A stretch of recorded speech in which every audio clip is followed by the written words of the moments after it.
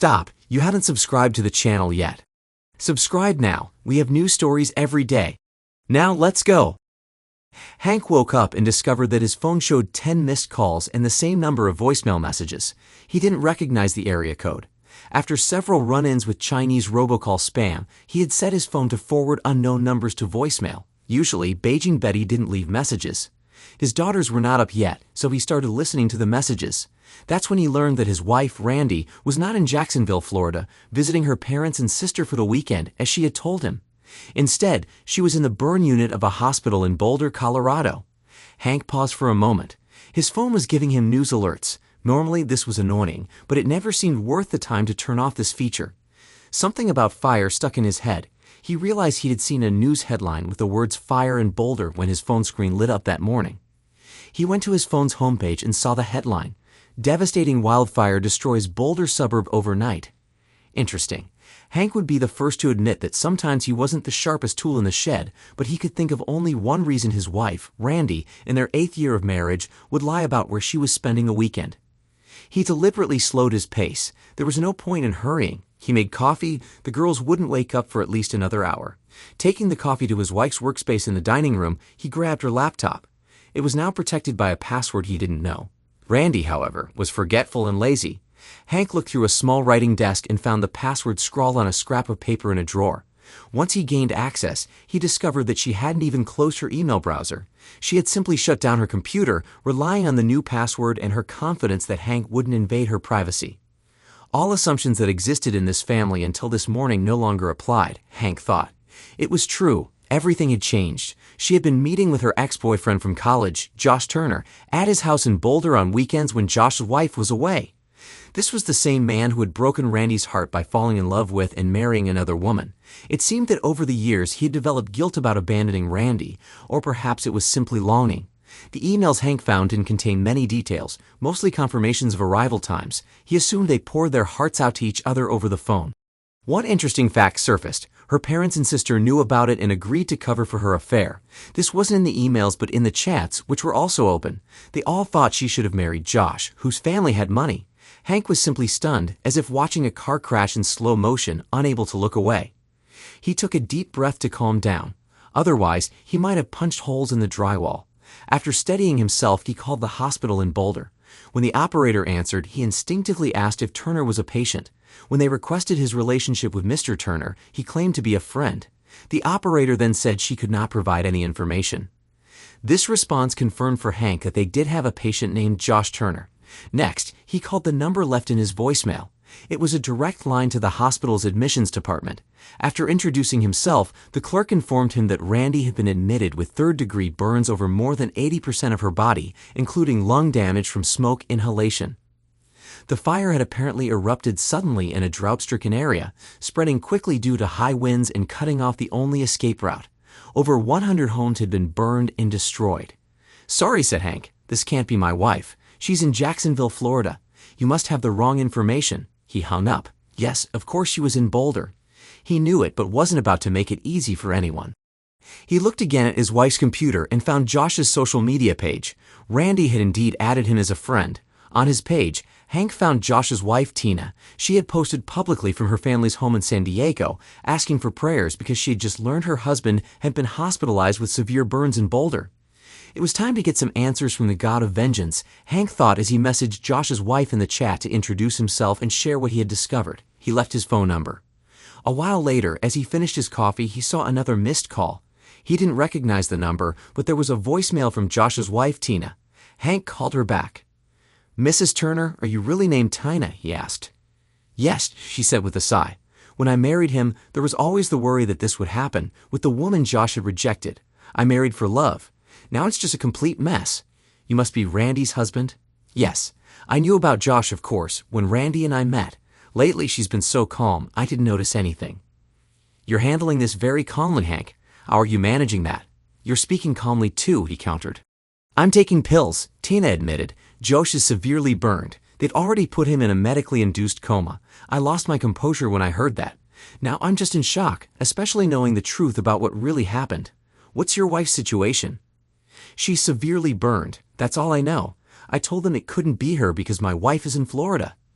Tina chuckled. Oh, the hospital is calling again. Let me answer and let's keep in touch. She hung up, and Hank saved her number in his contacts to ensure the spam blocker wouldn't send the call to voicemail. A new call came in, this time from Randy's father, Bob. Bob must have seen the news and gotten worried. Yes, Hank? There was a pause. Bob never liked Hank, and Hank reciprocated the feeling, though they always maintained a facade of polite interaction. Now Bob wasn't bothering with politeness. Hank, have you heard anything from Randy? Hank paused. This question must have been hard for Bob to ask, morally speaking. Why would I hear from her? Isn't she upstairs in her old room, spending time with you, your cantankerous wife, and your other idiot daughter? Bob realized that Hank knew. He sighed. Hank, she really does love you. I know we've never gotten along. Hank interrupted, his voice growing louder.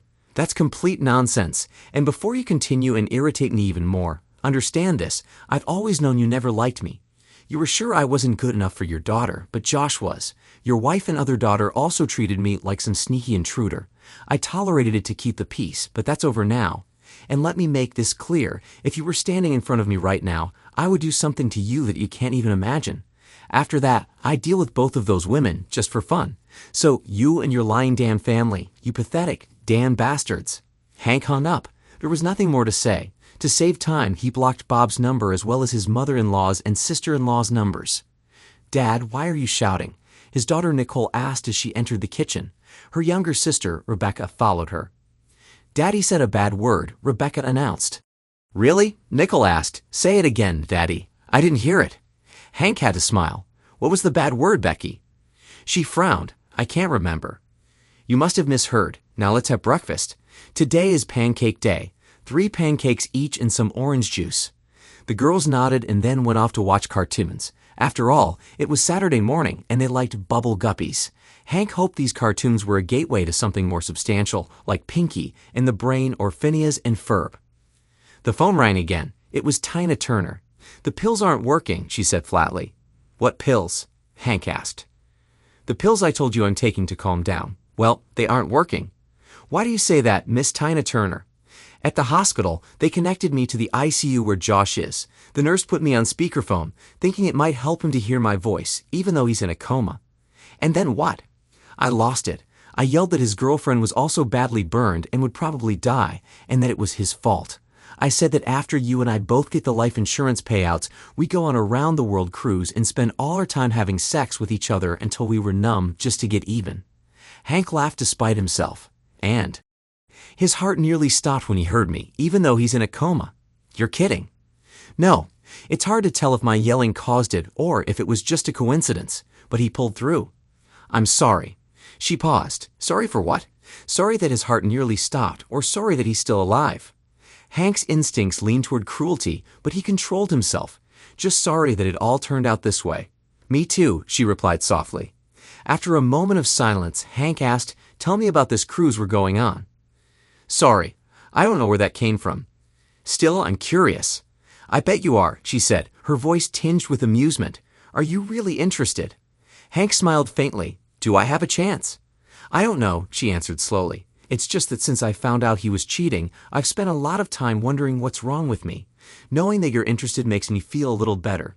You don't look so bad yourself, by the way. Thanks, Hank said, chuckling. It's nice to hear, even if my wife clearly preferred your husband. Maybe the problem isn't us. I'm starting to think that too, Tina said. After another pause, she added, Have you ever wondered why they did it? I suppose it's because they thought they could have sex on the side and get away with it. That sounds so simple. Well, what else could it be? Tina sighed. Listen, we both have a lot to process, but let's stay in touch. We're the only 2 people who understand what the other is feeling right now. Agreed.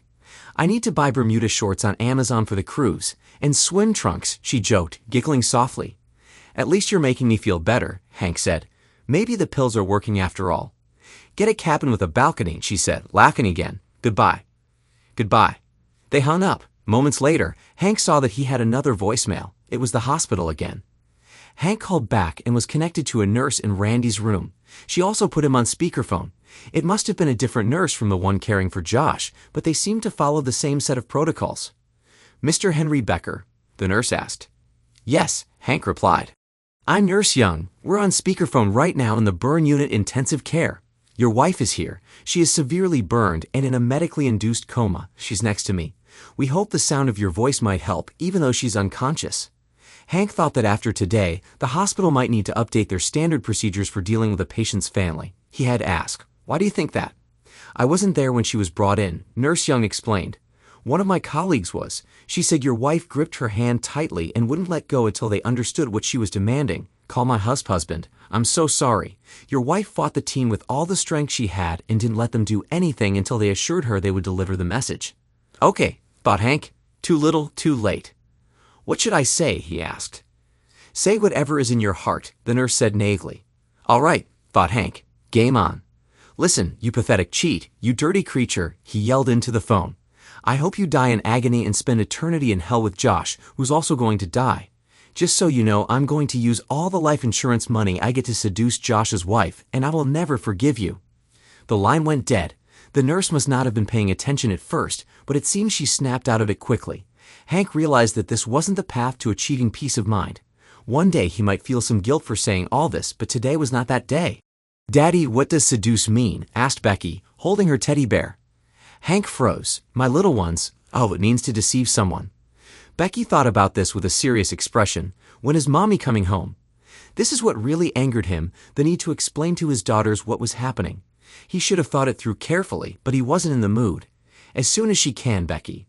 Becky went back to the living room. Hank watched as she plopped down in front of the TV. There was no way he was going to take the girls to Colorado to see their mother wrapped in bandages like a mummy. He didn't want them to have those kinds of memories. 30 minutes later, Hank had booked tickets for a week at Disneyland, a reservation at one of Mickey's hotels, and plane tickets. They were leaving the next morning. Nickel would have to miss some kindergarten, but so be it. Just as he received the tickets, the hospital called back. This time, they told him that Randy had suffered a heart attack and died, despite all efforts to save her.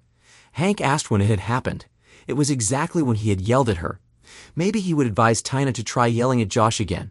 No, let her handle it herself. In the end, Hank had to send Randy's medical insurance information to the hospital so they could provide the death certificate. He called a local funeral home and arranged for her cremation. Considering the burns, Hank wondered if he might get a discount, but they informed him it would still be full price. He asked them to mail the ashes to him after they returned from Disneyland. At Disneyland, the girls were sad that their mom wasn't with them, but they cheered up with plenty of sweets from the Bibbidi Bobbidi Boutique. They spent hours riding attractions and meeting characters. The girls watched fireworks every night before collapsing, exhausted but happy, into their beds. Josh, meanwhile, held on until Thursday. Tina didn't yell at him anymore, so maybe that helped him hang on. After his death, Tina returned to Colorado and stayed with friends since her house had burned down. She acted like a noble widow for her children. She told Hank that she didn't explain Randy's involvement to them. Tina's kids were older than Hank's, and they knew their father had been hurt in the fire, so it was harder for her to avoid difficult conversations. Hank's daughters, however, had no idea. For a while, he continued as he had been, still not saying anything bad about their mother. It wasn't easy. Shortly after they returned from California, a delivery guy came to the door with 2 items requiring signatures. The first was a letter from Randy's relatives. The second was a box containing her ashes. The letter contained a request for Randy's remains so they could organize a memorial service and funeral in her hometown in Florida if Hank didn't want to arrange something locally. They must have been calling someone else, Hank realized. The letter did not contain any apologies for covering for Randy's lies. This fact made his next decision easier. Hank hired a teenage girl from the neighborhood to babysit and left the girls at home.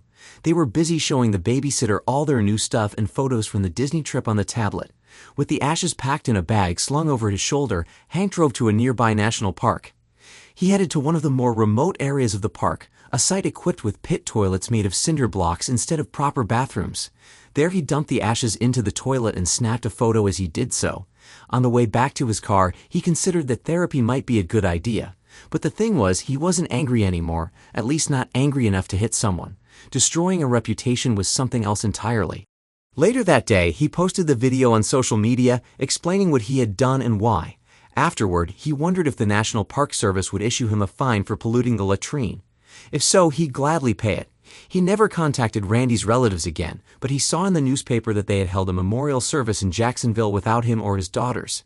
He told the girls that their mom had an accident while she was away and wouldn't be coming back. They took it as he had expected. Fortunately, their kindergarten teachers were wonderful and provided support during the difficult time.